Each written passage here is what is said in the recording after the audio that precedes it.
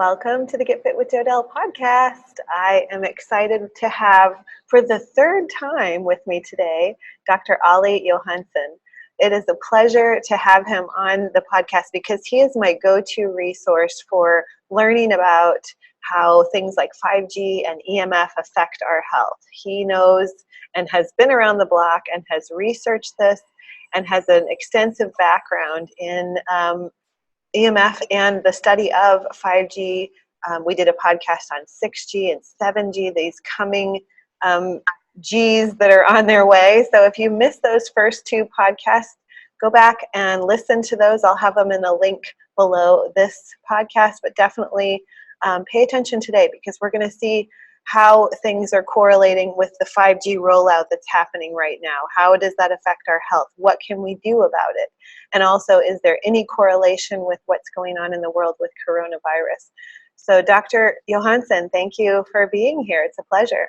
Well, it's a fantastic opportunity for me to be a third time part of your podcast. And I'm very, very honored. And I think you will cover some very interesting topics. And we will see where we will end, Oh, fantastic. Yes. And you are my go-to guy. Like, I reach out to you when I have questions and you're always quick to respond. And I always appreciate that. So let's jump right in. If in case they missed the previous podcast that we've done, some people may not be even aware of what 5G is in relation to you're holding a cell phone and it says on the top sometimes 3G, 4G, LTE. What is 5G and how does that come into play?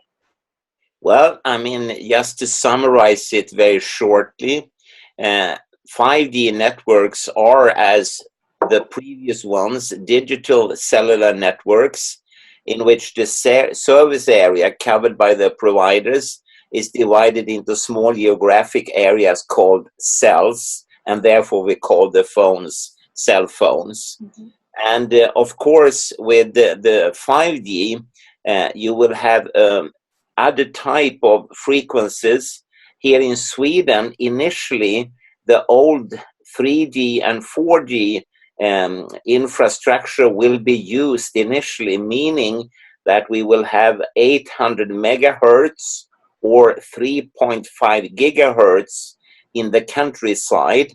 And around the corner, and maybe that corner will actually take a couple of years before we have a complete rollout, you will have 26 gigahertz in the bigger towns and the city of Stockholm here in Sweden. But that's really around the corner. And in addition to this, we should not forget that 5G and the coming other versions like 6G and so forth, they are also intimately connected to something called the Internet of Things, where all things should communicate with each other. And to your cell phone, for instance, you would get a message from your refrigerator that you need to buy milk, or from your ironing board that it has put off the ironing and so it doesn't start a fire, etc. They will use a lot of different frequency bands. Here in Sweden, for instance, we talk about anything from 450 megahertz, 800, 900, and 1800 megahertz, 2.1, 2.4, and 2.6 gigahertz. And of course, the question is, and I could partly answer it, will this Internet of Things really fly? And since I go very often to Oulu in the northern part of Finland, I meet regularly people that are intimately associated with kind of core companies in the Internet of Things adventure. And what they say the last year, I would say, is that no, most consumers are getting saturated, fed up, tired. They don't want to have more gadgets. They don't want to have more apps in their phones. And they don't want their toaster or freezer to call them when they are at work or something similar. And therefore, many companies are now actively withdrawing from this area because the number of should we call them tech nerd consumers that will buy all of these Internet of Things gadgets. There are too few of them. And maybe in huge countries like United States, there could be a market. But, in Sweden, it has been calculated, maybe it's around a few thousand consumers. And that is, of course, just too few.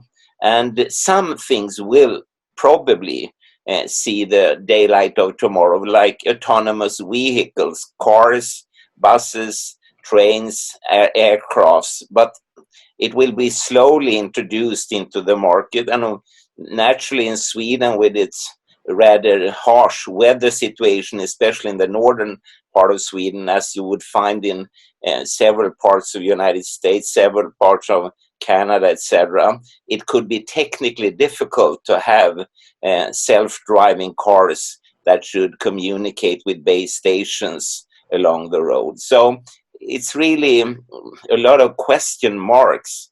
And to the best of my knowledge, when we talk about 5G, even if your cell phone is signaling a symbol saying 5G, it is actually only kind of a little bit better 4G system in play yet. Because the infrastructure is not there, and also the cell phones that are supposed to use the very high frequencies, like 26 gigahertz or even higher, all the way up to 120 gigahertz, they are not yet on the market. But there are, of course, soon coming, so we should be prepared for that. Okay, I want to unpack a little bit of that, but I also want people to notice that just by what you just said, this is why I turned to you as the expert, because you know what's going on. Can you give my listeners a brief synopsis of what it is that you do in Sweden with the Karolinska Institute? Well, I'm retired from the Karolinska Institute, and I also worked at the Royal Institute of Technology. Mm-hmm. That doesn't mean that I don't work. Actually, I work more than ever, right. And I have collaborations all over the world.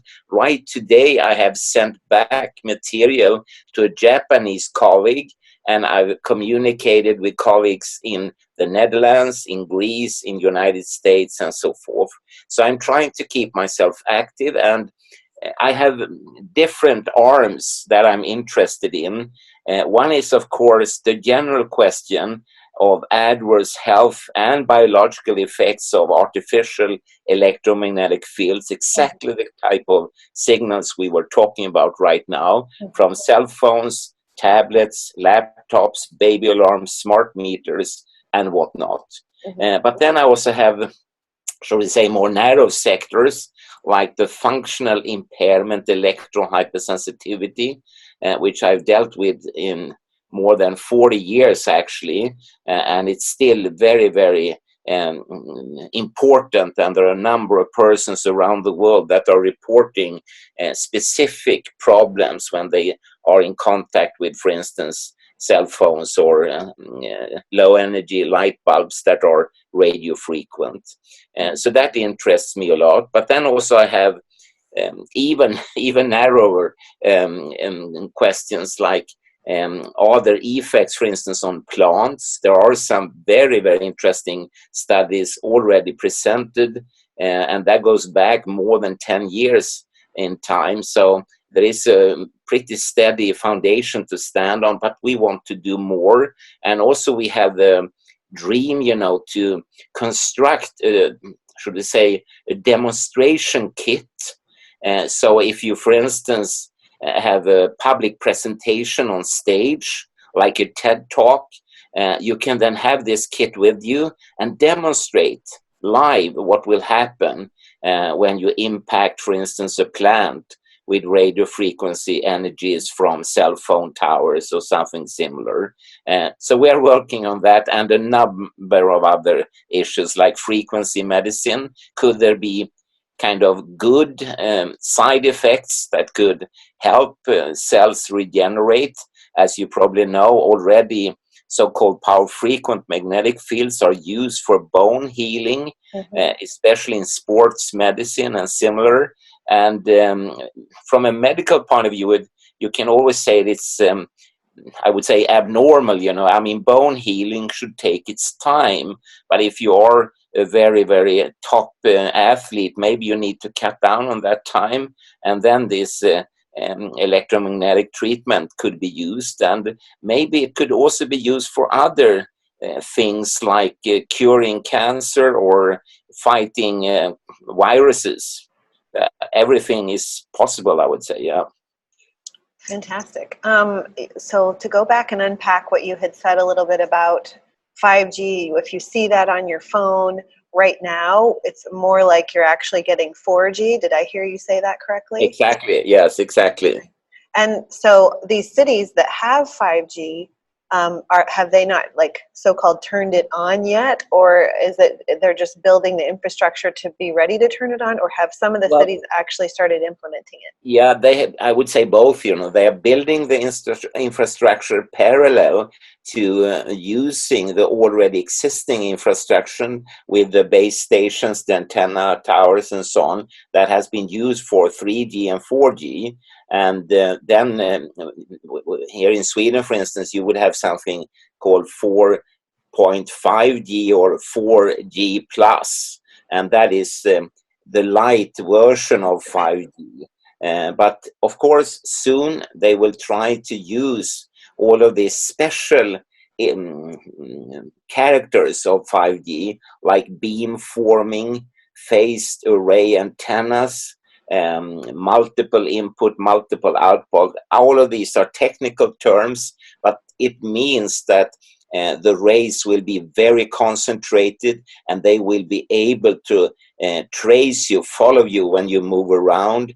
And that will eventually mean that compared to today, where you would have in the order of 100,000 devices per square kilometer, 5G can support more than 1 million devices per square kilometer in that sense. But it will take a few years until we are there. And again, as I said before, it's really up to the consumers. I see more and more consumers being, I would call it tired. They don't want to have much more in their cell phone, and they don't need all this capacity and power and streaming and so on. And maybe that could produce kind of a backlash. And as I said before, when I was in the northern part of Finland talking to these CEOs in different companies dealing with the Internet of Things, I was both surprised and also not surprised when they said that a lot of these future ideas will never see any air under their wings, because the consumers, they don't want to buy it. Okay. So the bottom line is there are, based on the research that you've done and are doing, there are biological health implications from electromagnetic fields like 4G, 5G, all of these, correct? Yes, yeah. Indeed. And so with what's happening in the world right now with coronavirus, do you think that there's any correlation with the fact that they're rolling out 5G right now and coronavirus is spreading? This is one of the big questions I wanted to ask you. Like, is there any relationship at all, in your opinion? Well, it's a very intriguing and very good question, definitely. And I've been thinking a lot about it. And it is tempting to, speculate, I would say. But if you look upon the coronavirus and the associated disease called COVID-19, the epidemiological data are clearly showing that the spread is mostly related to population density, which, of course, the rollout of 5G would be too. And with population density, in this case, we're talking about people living, working, and recreating in close quarters.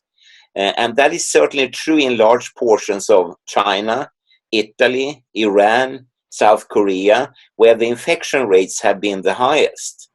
And the science right now says that social distancing is the key to flattening the epidemic curves and allowing healthcare capacity to catch up.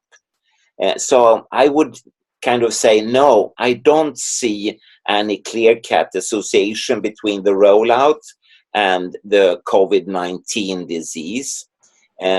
But at the same time, if you look on the connection between microwave exposure to immune responses as well as deterioration, there are a number of papers that are very important to look at. And again, in summary, the scientific link is not clear. But let's start with as some of the recent European Union briefing papers highlight. And I quote, questions remain unanswered as to what 5G actually is, what it is for. And that put question marks in people's head, naturally, also in scientific heads, And the reality is, however, that in most places that claim to have active 5G, a great deal, as we said, of the time, the signals revert to 3G and 4G with their own associated hazards, which has been published in thousands of papers, scientific peer-review-based papers.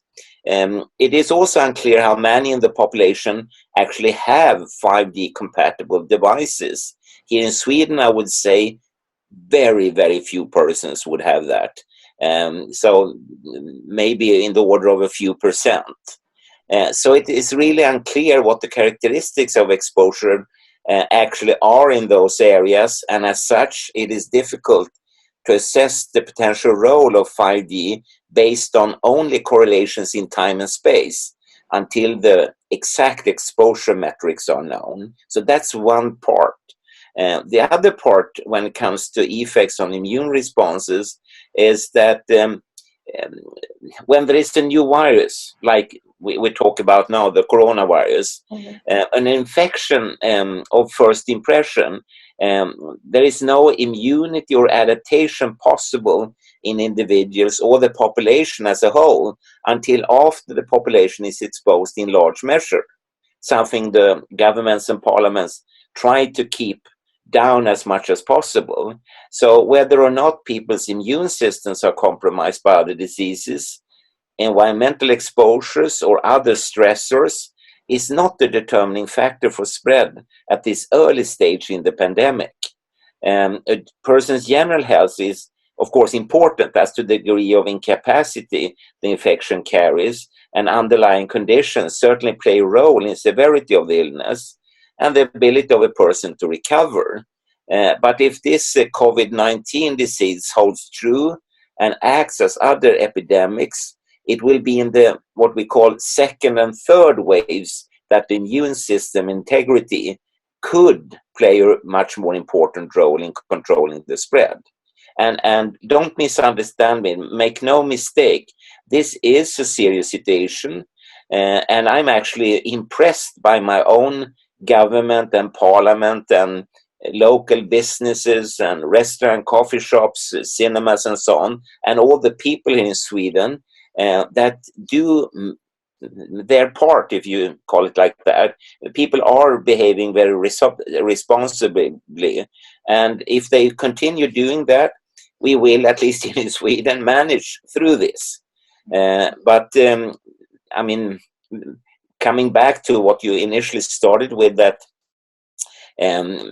kind of boiling down to a demand that cell tower emissions from 5G should be restricted until a proper industry-independent investigation into possible link to the coronavirus has taken place.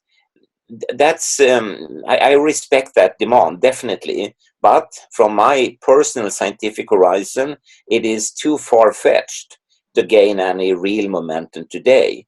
But maybe, maybe I need to eat those words tomorrow. You never know. And finally, also, I tend to forget, there are some very interesting older papers, and older is only from 1996.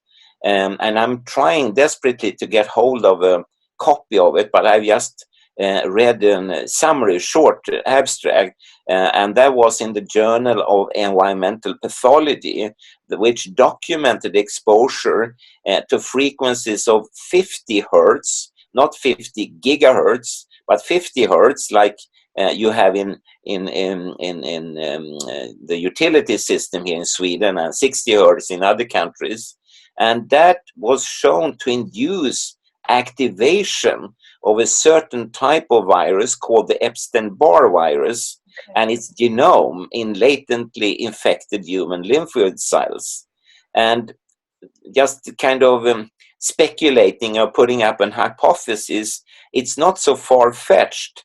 If you feed cells, my cells, your cells, all the different cell types we have, as well as the content of, for instance, viruses with colossal, I think we talked about that the last time, that the exposure levels are more than biblically colossal, from 2D, 3D, 4D, and soon 5D. It's not so far-fetched to think that something will happen. And then, of course, your listeners will say, no, you talked about 50 hertz, but the 5G is about 26 hertz, gigahertz. That's true, but the handheld gadgets, your cell phones, they produce very high power frequent magnetic fields in different frequencies, like 8 hertz, 16 hertz, 32 hertz, 64, and so on. 217 hertz is a pulsation frequency very often used. And maybe that kind of electromagnetic fields are doing the bad trick to the cells. So, wow, I'm 24/7, honestly. I'm following this very close, but I want to tell all your listeners that so far it seems to be, not at all clear if there is any association whatsoever. Okay. Well, the reason I mentioned that is because I had looked up a paper that talked about how 5G was first, the towers, they have 10,000 towers in Wuhan, which had been the city where coronavirus kind of originated and came to light, if you will. And so that they had turned on these 10,000 5G towers, and whether or not there was correlation, I didn't know. But what I was looking into was because there's studies that show that EMF weakens your immune system. Yes. So could it be that when they turn on this infrastructure, there will be a lot more sicknesses, not just this coronavirus, but in the effect of how our immune systems will get weakened, just like you were talking about with the 50 hertz and the Epstein-Barr. I mean, in my nutrition practice, I'll tell you, I have a lot of people that bring me their blood work, and their Epstein-Barr is expressed more so now than ever. And it stands to reason that would be the case because of the smart technology that's everywhere, like you're mentioning, the Internet of Things. And so our systems are being bombarded with this. Well, I agree to 100%. I mean, you should actually have my professor chair here, and I should do something else. Yeah, really. No, that's very, very important what you say. And of course, as you know, anything and everything is possible until we get the final answers. Yeah. And after that, we must stick to the actual facts. The impact on the immune system, I have written a pretty thick chapter of the so-called bioinitiative report, and it was one of the few chapters that also went through peer review scrutiny and was published in a scientific journal called Pathophysiology. So I'm very well aware of this. And to summarize my findings, initially the immune system seems to be agitated, stimulated by the electromagnetic fields, and it tries to fight back as it would with any kind of allergen hitting the body. But after some time, it just cannot. It's overwhelming. So the immune system and its functional divisions starts to deteriorate. And then very rapidly, the whole system seems to start leaking, if you call it like that. And heaven knows only what it could mean. And of course, from the outside, the only thing we could really judge is to increase, as you say, in different types of illnesses, including cancer, for instance. And once again, it's not so hard to believe that if you feed anyone with a lot of energy, then cells will start to grow, change, maybe divide. And of course, cellular division is the basis for any cancer progress.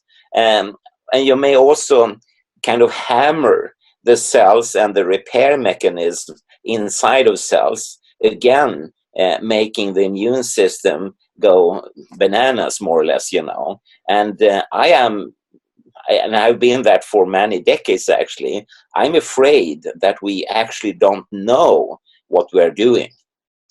We are doing things for money, but it's obvious we are not doing it for nature, for wildlife, for ourselves, for our children, for the health, and so on.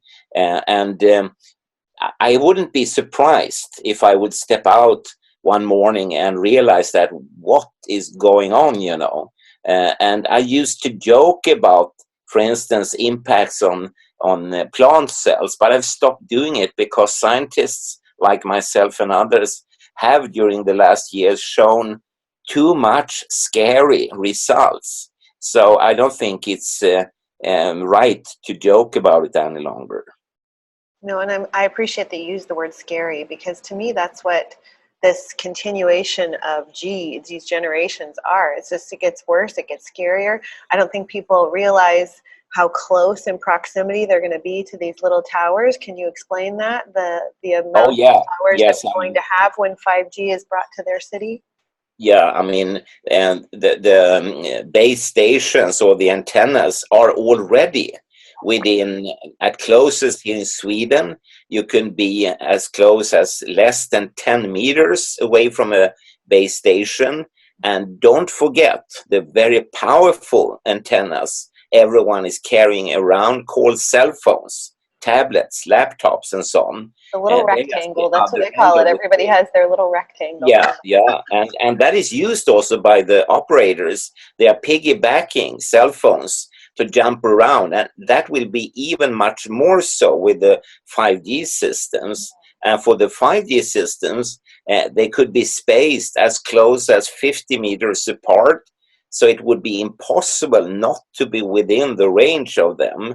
And of course, I'm very, very concerned because, after all, I still am able to read. And when I read the scientific papers, I get nervous, to say the least. I get afraid, actually, And by December the 2nd, and that was before the outbreak of the coronavirus, I and a colleague, we wrote to the Swedish Prime Minister, Stefan Löfven, and asked him a few things and pointed to that there could be an enormous economic backlash from using all these systems.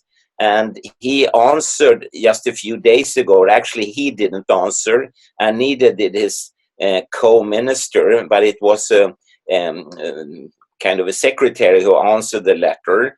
And the answer I got was, no, everything is fine. You don't need to worry. Bye-bye. Oh, okay. And that makes me even more afraid, because if they have such, what you say in English, such light a way of attending to very important issues, what could they then miss in other situations like global warming, climate effects, virus attacks, and so on? And talking about these antennas, so they're going to be, like you said, spaced pretty close together. And I even had a family member recently that said 5G was just brought to their specific city, and they found out about it because, like you said, the 5G popped up on their phone. And I kind of looked into the different rollout, and it brought me to an article. I think your name might have been even mentioned in it, but it was talking about antenna sickness. Yeah. Can you tell us about that? Can you tell us about antenna sickness? I'm not really sure what they refer to using that nomenclature, but I would guess it's part of the general electromagnetic field-based illnesses that we see nowadays as a possible explanation. And there are a number of question marks, and I hate to say this, but it's so very, very difficult to get hold of any research money. Coming back again to my own prime minister, I mean, when he says everything is fine, then it would be fine to give us the necessary funding so that we can investigate all the question marks brought up by very intelligent people like yourself, and then come down with the results telling everyone, yes, the prime minister was right, it is safe. But we are not allowed to investigate anything, and we are fighting day and night to get hold of a few dollars.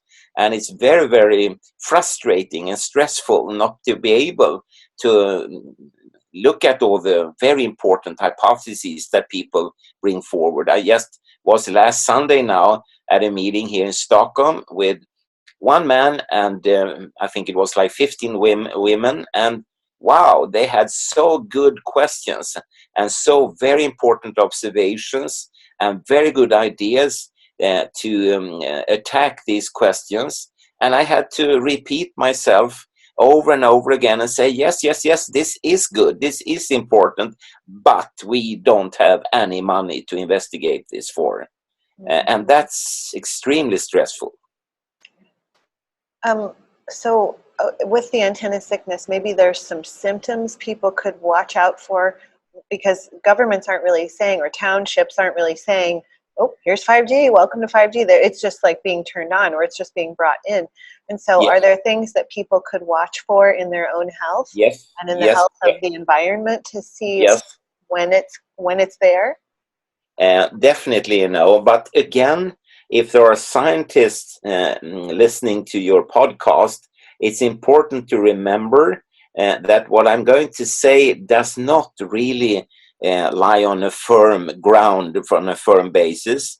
And I would have liked very much to be able to have a health profile of a town, for instance, before the different versions is put into action, so that you can compare after weeks, months, years, what happens actually with the health profile in the population and at the individual level. And very many people, they do report when they are exposed to electromagnetic fields from any form of antenna or base station or gadget. For instance, skin problems. They could have sensations of heating, itching, pricking pain.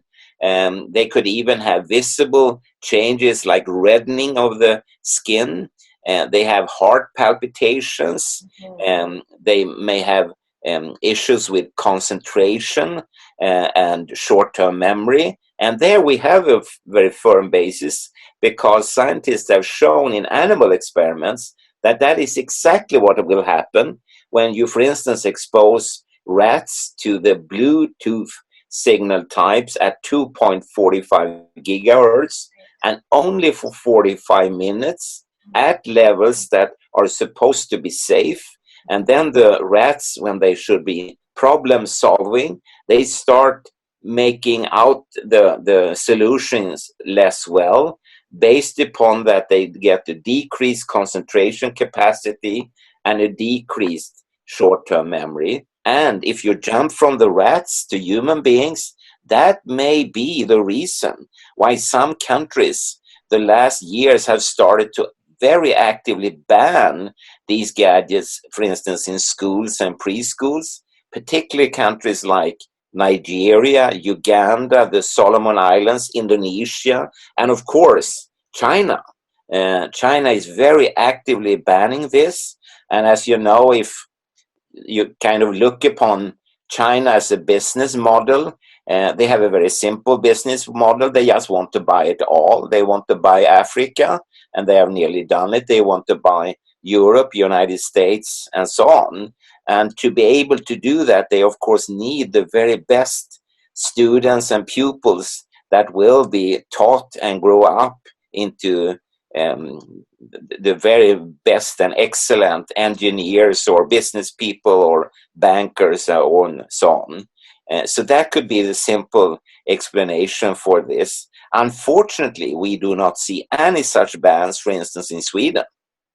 Nothing, and people here allow children to be exposed whole body 24/7 wherever they are, wherever they go to work, to school, wherever they reside during night, wherever they play and so on. And for me, it's how should I say, it's odd to be overrun by countries which I normally would not associate with that kind of thinking.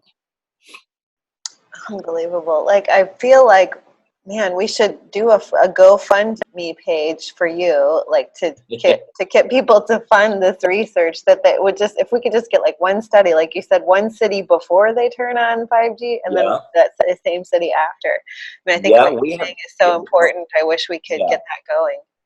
I would love that, because already, well, that's around, I would say, 15 years ago, I actually talked about and applied for having a Swedish small town.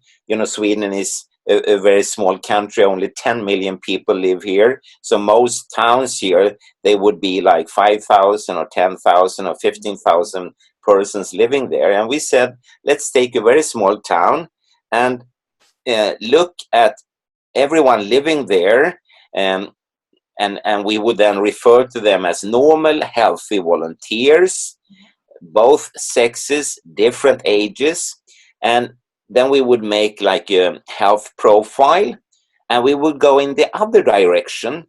We would, and that's what we asked for, to turn off all television, all radio, all cell phones, and so on, all radio communication of different sorts. And after 1 year, see what had happened with the health profile.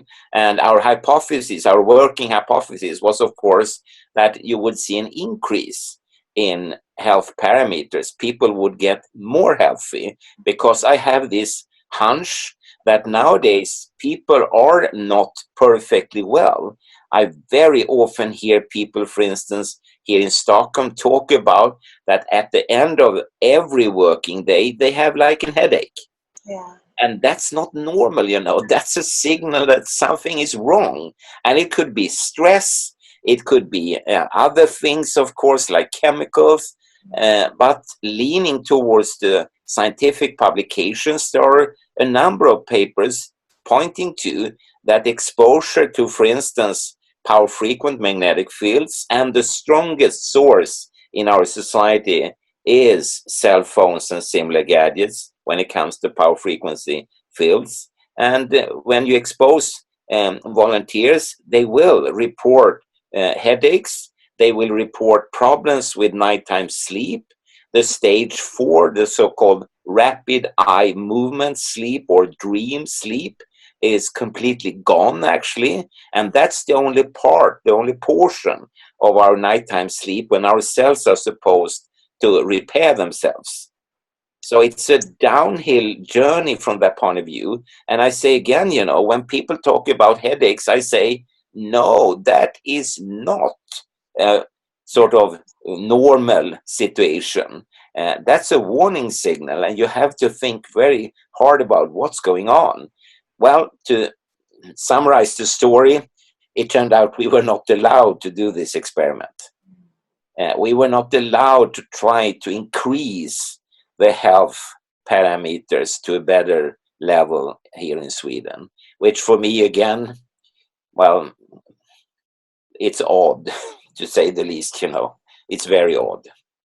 And I think if people would logically, I would love to have these studies, but I think if people would logically look back about 20 years ago, maybe even 30 years ago, if you really want to look at the health of people and the shape of people, like the body size.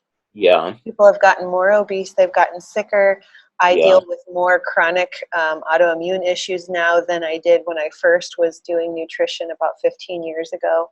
15 years ago, it was just, I want to lose weight. I want to, have more energy or whatever. Now it's like, I have lupus, I have fibromyalgia, I have Hashimoto's, I have the laundry list. People come with laundry lists. And so with or without studies, I think we can see that since the span of time, which was about 96 when the internet came out, Yeah.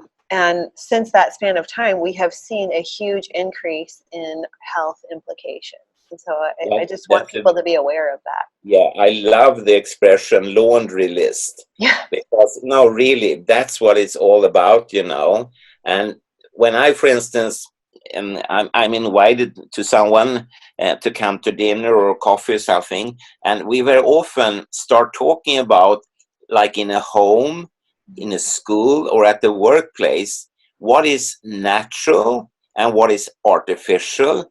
And as you can imagine, often the natural parts are less than 1%, and the unnatural, artificial paints or wallpaper or building material or food and so on, that's artificial. Yeah. And people, they don't understand, People believe that, for instance, there are purple cereals growing in the fields.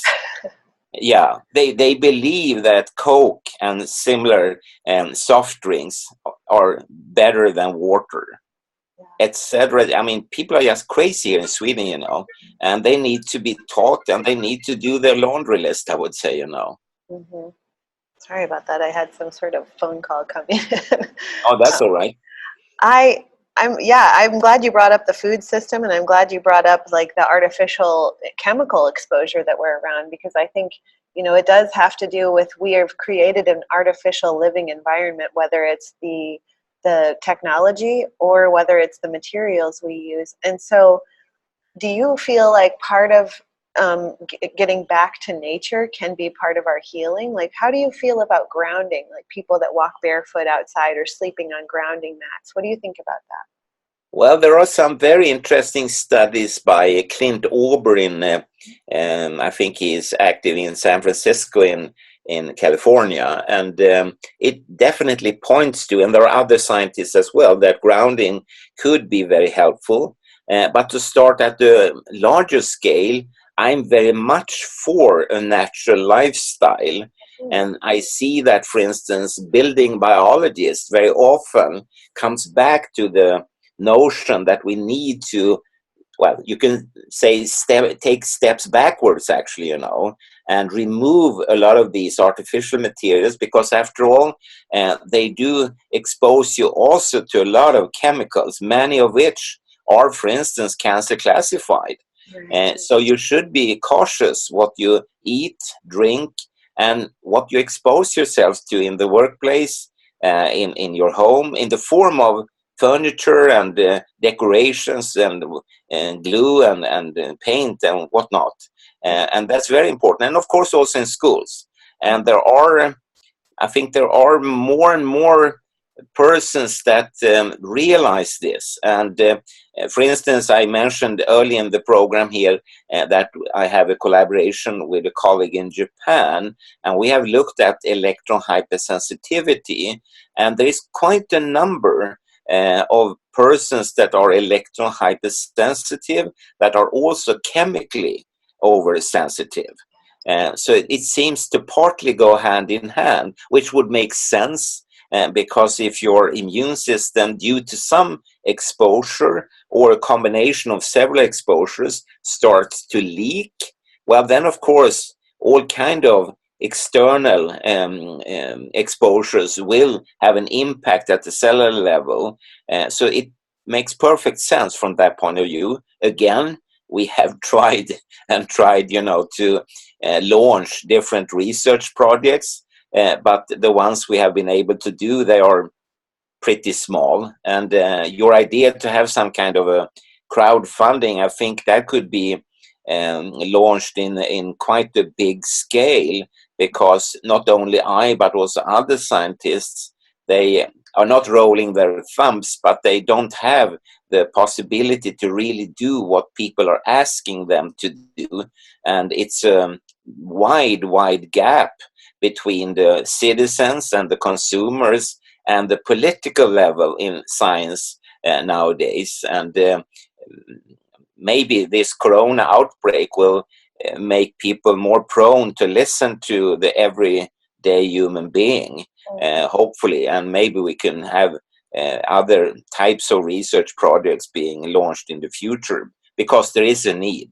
And I'm just afraid, especially when I read all the different papers, that we will have again a situation which in Europe is called late lessons from early warnings, and which I sometimes feel maybe is too late lessons from early warnings.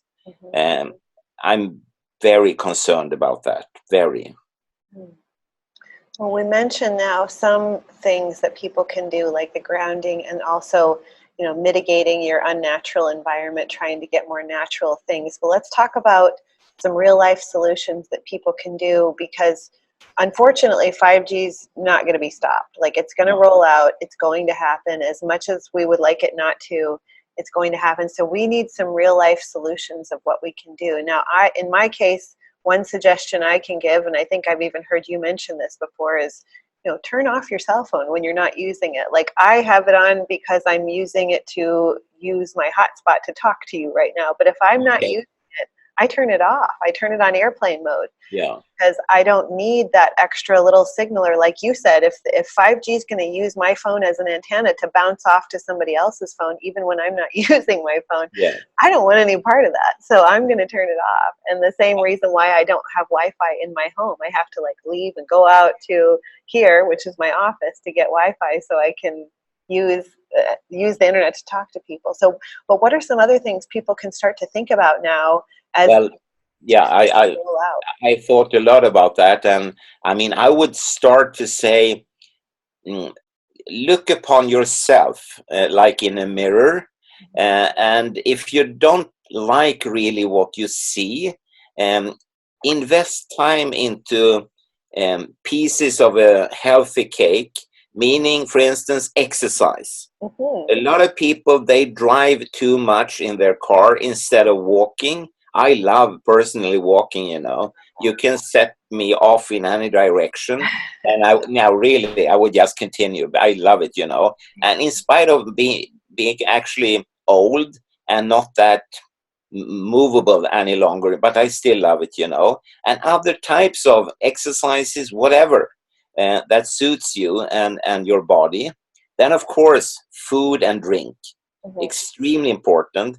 For drink, it's only water really that you need.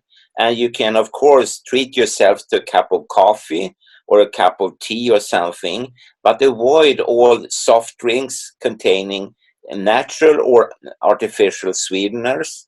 And this we can talk a lot about, what you should actually eat or not eat. And there are books and pieces on the internet you can watch, and they could listen to you and so on.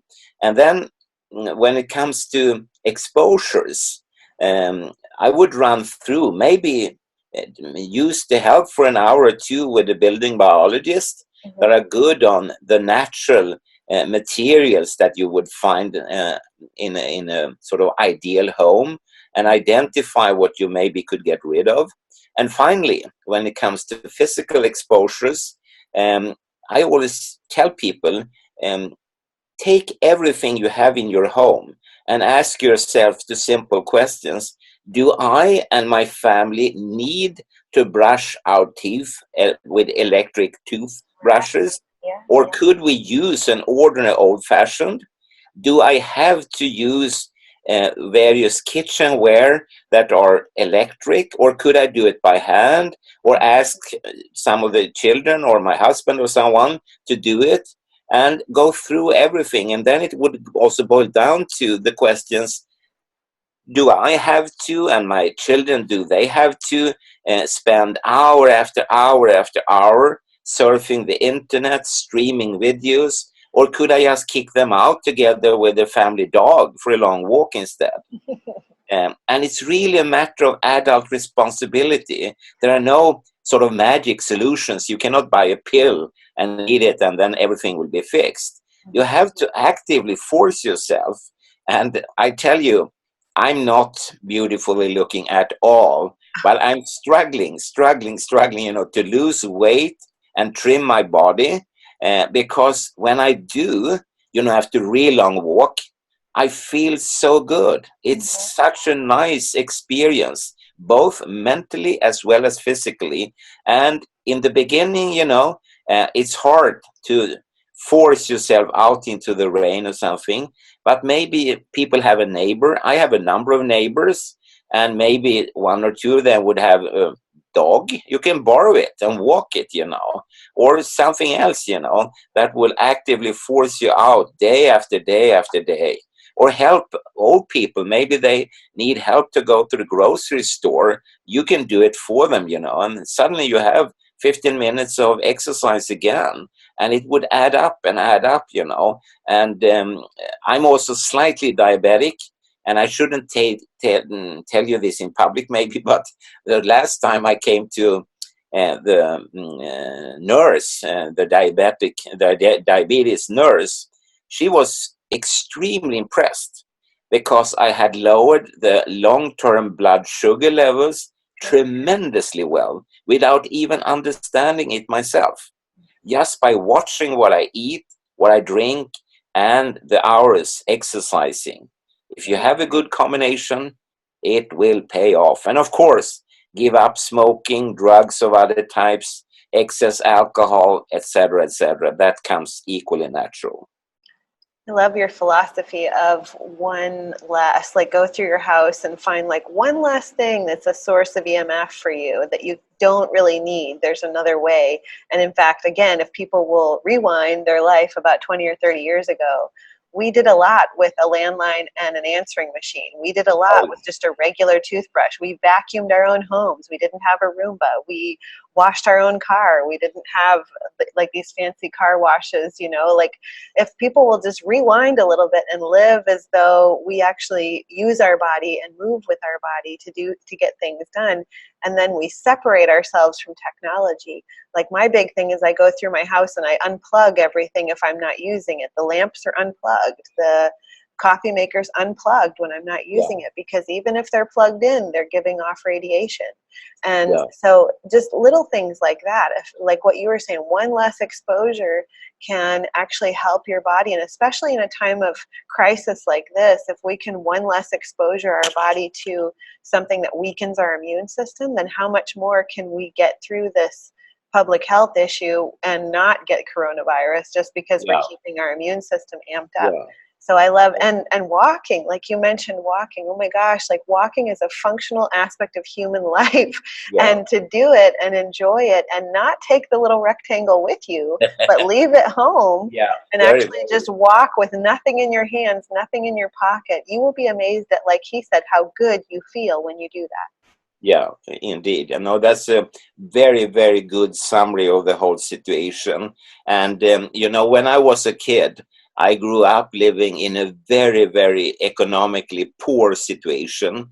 We didn't have basically anything, but there were some things which I remember and recall very often. We were playing with wooden sticks and pieces of stone and so on, and that was fine with, we were so very happy. And also I realized that everyone, including the grown-ups, they were very healthy. There was no problem with diabetes or obesity or heart conditions or high blood pressure, anything like that. So maybe there is a good side to poverty from that point of view. And of course, then we have enjoyed a better economy later on in life, but that has also negatively affected our bodies and the health and so forth, and maybe even mentally. I mean, you do tend to get more and more lazy, I would call it. And I see here in Sweden that children nowadays, they are glued, they are cemented to their computers, cell phones, laptops, tablets, and so on. And they hardly never go outside.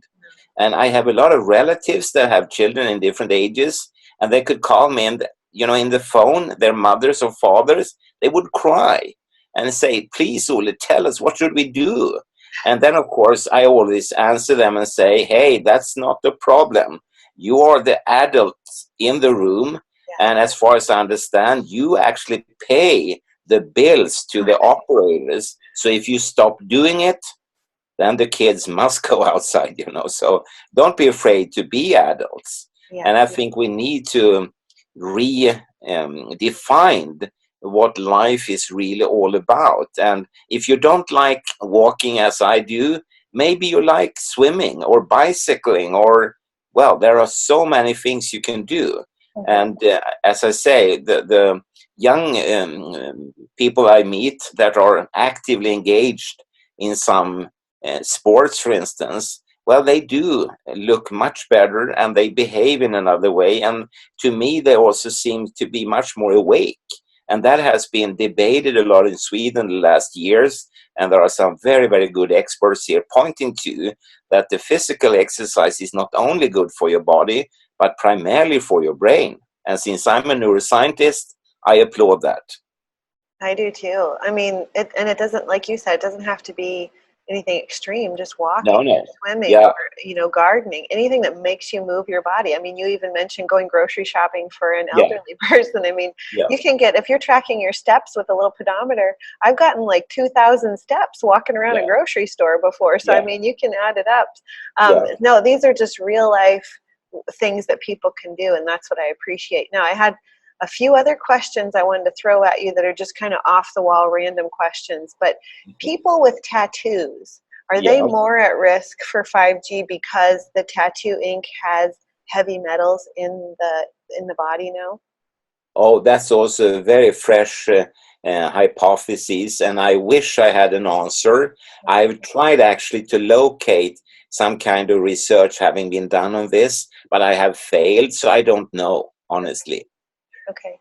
I'm just wondering, because when I looked into tattoo ink, a lot of tattoo ink has heavy metals in it. And had I known that years ago when I got a tattoo, I wouldn't have done that. But I mean, now we have these people with sleeves of tattoos, which they're beautiful, but are they going to make that person sicker because of the heavy metal that could, I mean, our bodies are essentially antennas as well. Would you agree? Yeah. I mean, since we can attract every human being is actually an extremely good antenna for radio waves, especially in the frequency modulated band around 100 megahertz. So you're completely right. And then when you increase the frequencies up to many hundred megahertz and up to gigahertz and so on, then smaller and smaller entities of your body down to the molecular level will act as antennas, which is very well recognized in science. And as you say, I could see in Sweden, both men and women, they have essentially, I would call it, body covering tattoos. And just from the point of view that you have impacted your skin, which is supposed to be a very, very important active and the largest organ of your body, and a very active interface between yourself and the rest of the universe, actually. I would never think about contemplate to have a tattoo, because I need my skin to get myself around, to signal in a correct way. And I'm also very, how should I say, I'm very concerned what will happen over time. You said the tattoos look beautiful. Yes, they do. After 20 years, no, they don't. They blur away into each other and so on, and they all the time leak color inwards. And with the color content containing, for instance, various allergenic metals and so on, is this really good for you? And is it really necessary? I'm a very typical Swede, and many Swedes are like me. They are dull, boring, and we are always need-based. If I, for some reason, would need a tattoo, I would get it. But after 66 years, I still don't need it. No, I love your philosophy, because like if I could go back in time and make a better decision about my tattoos, and mine are small. I mean, they're not huge, but I would be like, no, absolutely not. Knowing what I know now, Yeah, and I mean, I remember I went to high school here in Stockholm, in a very posh area of Stockholm, and I was lecturing about adverse health effects of artificial electromagnetic fields, like from computers and cell phones. Mhm. And then there was a student who asked me in what way I protected myself from my cell phone. And I said, I have never ever owned a cell phone. And this young student, he didn't believe me at first. And then he said, and I think that was for me very important to hear. He said, well, but you are still a professor at the world famous Karolinska Institute with its Nobel Prize and so on. Wow. Yeah, I said, you can manage your life without all these artificial gadgets and so on if you want to. There is no law dictating that you have to have a cell phone, for instance. And I have never missed one. And again, since I'm need-based, I asked myself very, very early when cell phones, the 1G type, were introduced in Sweden, if I needed one. And I said no. And then maybe over time, maybe I have sort of earned some health points. But of course, I'm 24/7 subjected to the exposure from the antenna systems, so maybe not. But again, like when we are talking now, you got a cell phone call in the midst of our discussion, and I don't. Mhm. Because I don't have a gadget, so I just cannot be reached from that point of view. And after all, I have maybe not succeeded that much, but a little bit. I mean, I do talk to you right now, which is a big success in my life, Mhm. and I did it without the cell phone. Mhm. Yeah, I mean, it can be done, and I'm jealous of people that can do it without, because I live in a family that will condemn me if I don't have a cell phone. And I live in a home that's like kind of off a ways, so I can't even get a landline there, and so that they won't even let me go, because I was wanting to get a landline and get an answering machine like we used to have when I was growing up, because we survived just fine with our landline and our answering machine. My family won't have any part of it, and they said they want to be able to communicate with me, and so I'm kind of like forced into this cell phone prison. And I, like you, when they first came out, I didn't want anything to do with them. I didn't want one. I pushed it off for a long time until my family gave me enough grief that I had to get one. But I'm jealous of people that don't have a cell phone. So When I was married, I lived together with my ex-wife, and we had 5 cats. And those 5 cats would have condemned me if I would have talked in a cell phone. right, So yeah. no way, no way you can do that. Oh, and that brings up another point too. It's like you can designate like no cell phone times of day, like Yeah. when my husband gets home from work all the way until we put my daughter to bed, we put our phones off away so that we can give her attention, we can give each other attention. He's been working all day, we haven't seen each other. And so like you can designate like no cell phone times, so you cannot have them always next to you or always sitting on the table near you. Just that alone can limit some of the exposure, and also solidify your relationships a little more with those Yeah. around you when you're giving them 100% attention. I I want, love, yeah, go yeah, ahead. I love what you say now, because unfortunately, I see very often here in Stockholm, like in the underground or one of the commuter trains, small children in the baby prams, for instance, they are shouting for their mother, "Mommy, mommy, mommy!" But the mother or the father, they are 100% occupied with their smartphone, and they don't even hear the child. So I have to sort of delicately tell them, please, could you attend to your child a little bit, and that's an odd backside of our modern society. And there I really would like to take a few steps backwards, not for me, not for the parents, but for the children's sake. Mhm. Yeah, absolutely. Just another couple of questions, then I'll let you go because I know we're running short on time. But a while back you mentioned radio waves, and these 5G, these are what I've known as millimeter waves. Can you Yeah. explain the difference and how much more dangerous the millimeter waves actually are? Yes. The high frequencies we talked about, like 26 gigahertz or 60 gigahertz or 120 gigahertz. When you look on the length of the waves, the wavelength, then they will be so short, so they will fall into the millimeter range. If you compare, for instance, with 50 hertz or 60 hertz, then we talk about in the order of 5,000 kilometers. So it's a very, very long range. And then when you get down in the millimeter range, then it is said and believed that only the outermost portion of your body will be impacted by millimeter waves. But the research behind that statement is very, very vague. And you heard similar things when, for instance, the 3G was introduced, even the 2G, that the penetration into your body would be very short. And already then I made a very simple experiment. I took two women, and they were not thin, if you see what I mean.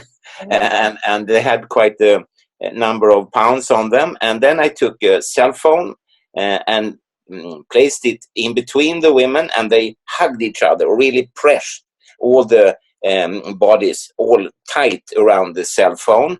And then I tried to call it, and it immediately responded. It was as if these two ladies were not even in the room. They were completely lucent, transparent from that point of view. And I would be surprised if the telecom providers have invented a system that would be always blocked by human beings. I don't believe that. I think even for 5G, the penetration will be total. We will not block our own cell phones in any way, or your neighbor's cell phone.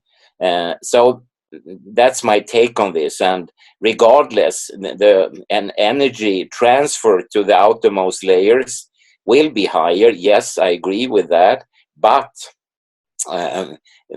that doesn't make me happy in any way, because, as I said before, the human skin, or any skin on animals as well, or the bark on trees and bushes and plants, is there to protect you, not to be penetrated.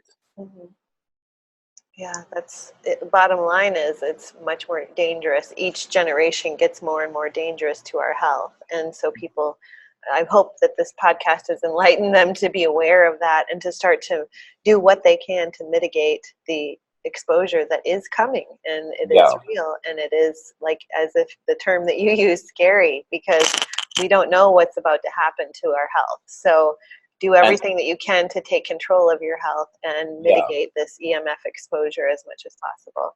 And you know, the things that really keep me awake, I believe we touched upon that last time, but we could just as well repeat it.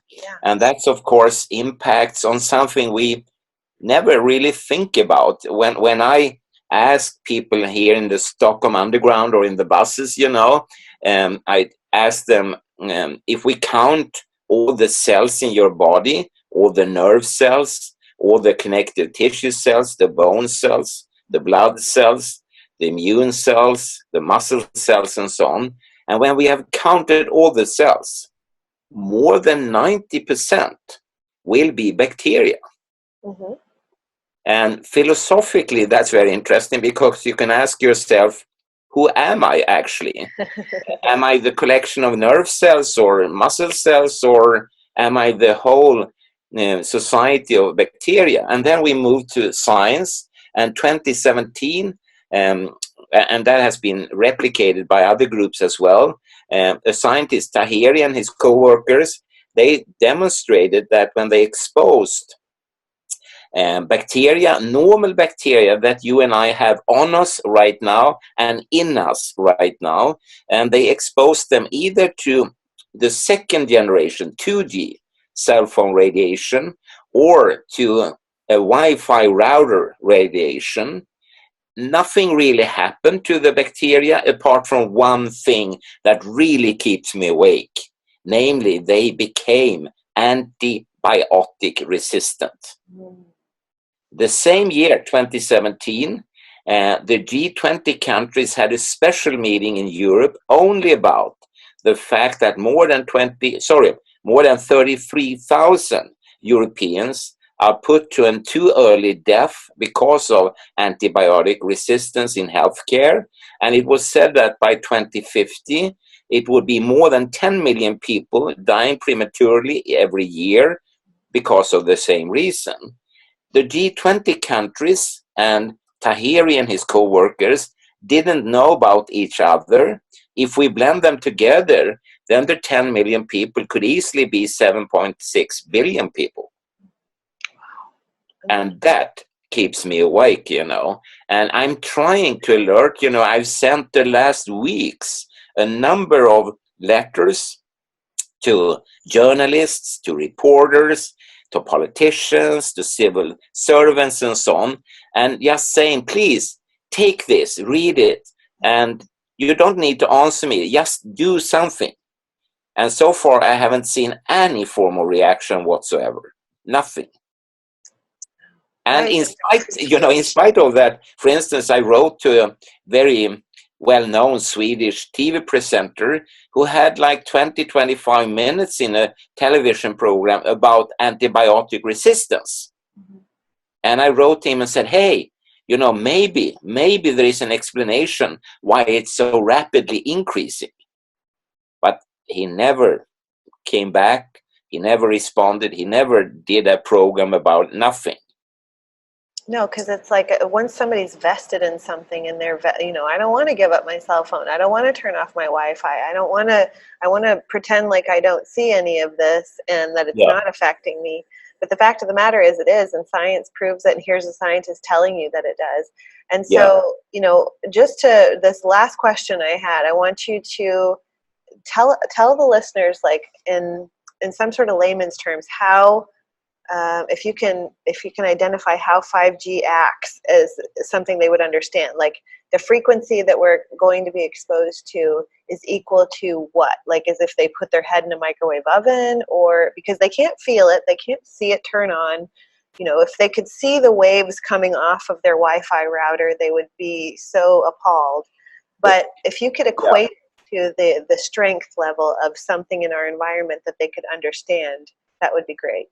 Well, I generally always compared to the natural background, and the natural background for different types of electromagnetic signals is of course different, and therefore man-made artificial ones, they will increase to different levels, and we could start with the smallest increase about the things we are talking about right now, and that would be so-called power frequent electromagnetic fields, like 50 hertz, 60 hertz, we use for electricity utility systems.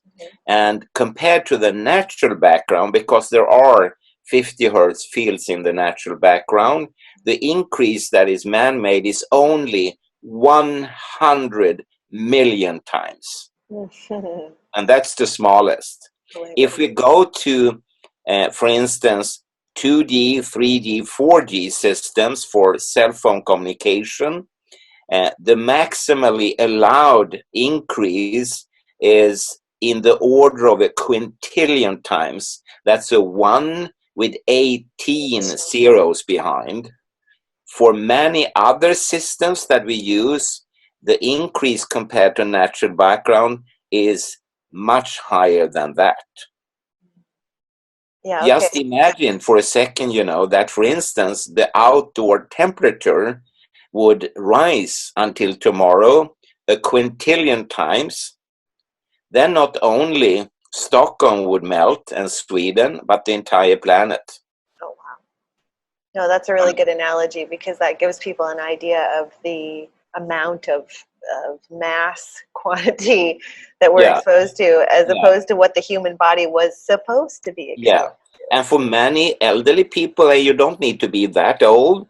When they were born into a natural background radiation, and during their lifetime, it has increased the smallest 100 million times for power frequent fields, and for many others, much, much more. And for me, being a Swede, I have always a hard time to describe this. Should I call it an astronomical increase?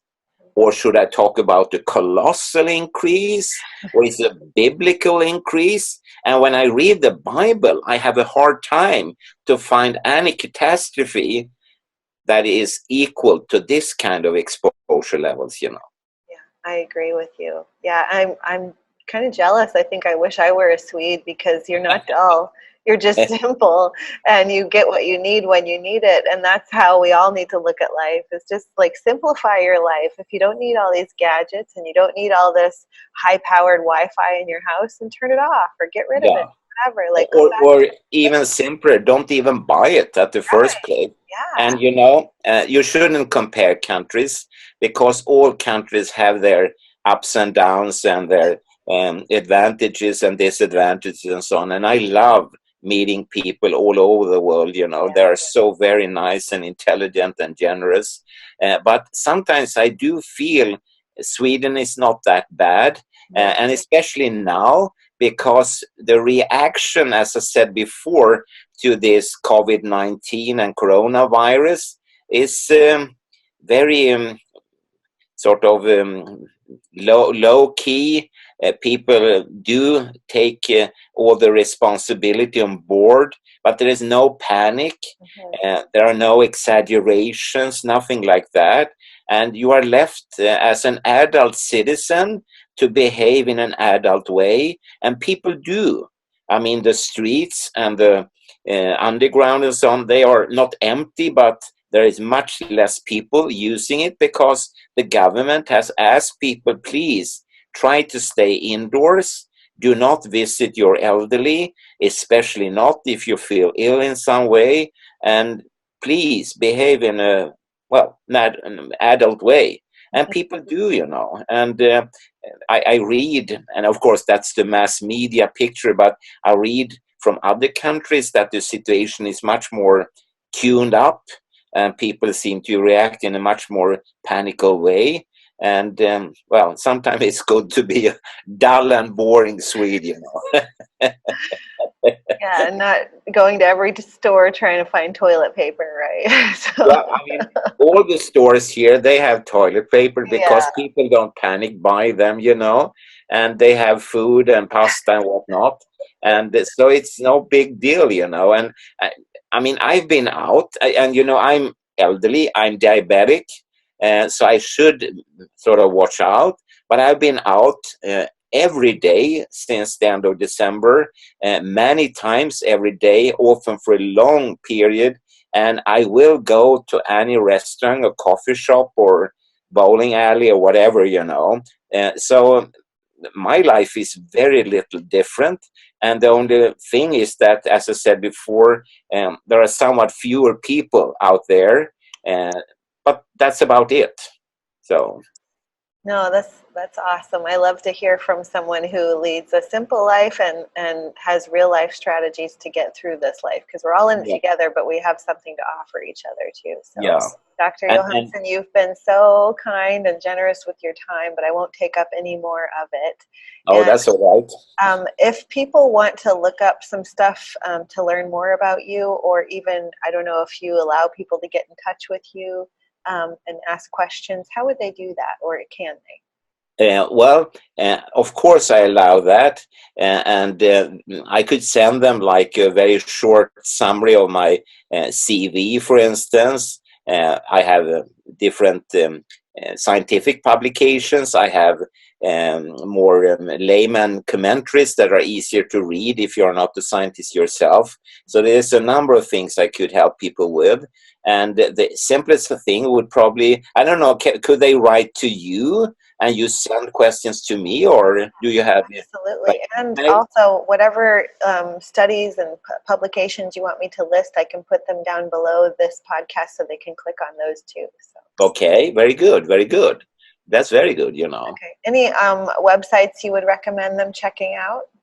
There are so very many websites, and if they are interested to get what I would call more hardcore science information, they should Google the Bioinitiative Report, which is a cornerstone, I would say.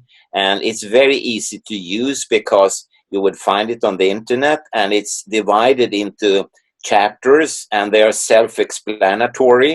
And of course, some of the texts could be harder to read. But if you have a specific question, like we talked about the immune system or leakage of the blood-brain barrier or brain tumors or fertility issues, they are all there. It's very easy to find it.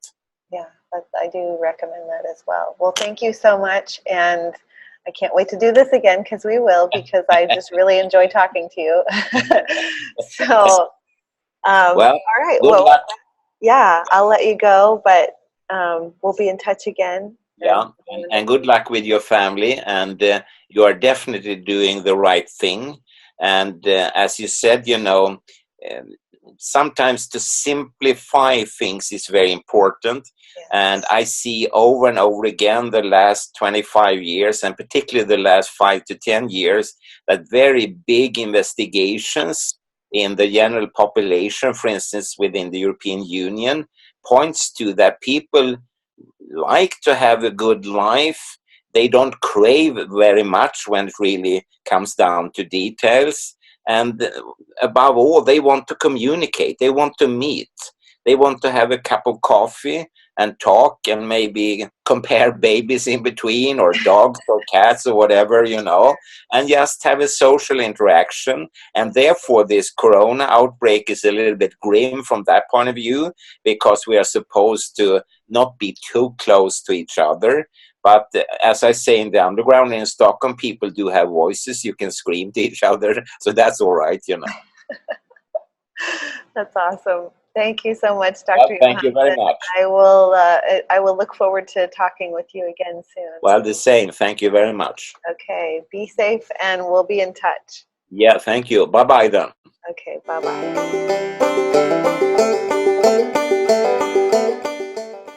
I've got a promo code for you. So you've heard me talk about F-Bomb, and that's one of my show sponsors. So I wanted to bring up some of their products that I love. I'm drinking some coffee right now, nice and foamy if you can see it. Why is that? Because I've blended their little Mct Oil packet into it. And I don't use all of it. I use maybe half a packet at a time, and a little goes a long way. So you froth it up like in your Magic Bullet or whatever, that you have some sort of blender, and it gives it like a nice latte feel. So try that. That's one of my favorites. Also, I actually use Mct Oil or their coconut oil packet for body lotion. I take it with me when I travel to like beach areas, because coconut oil is a nice natural sunscreen. So I'll rub that on before I go hit the beach or before I go paddle. And the cool thing about the packets is, yeah, so easy to travel with, right? So I can even take this on like a long paddle and stick it in my fanny pack that I'm paddling with, and then reapply as needed. They also have avocado oil packets, which is a mono unsaturated fat. We want to avoid the polyunsaturated, the PUFA. So go ahead and fry I love deer meat, so I fry deer meat in it, and it doesn't have any weird avocado flavor.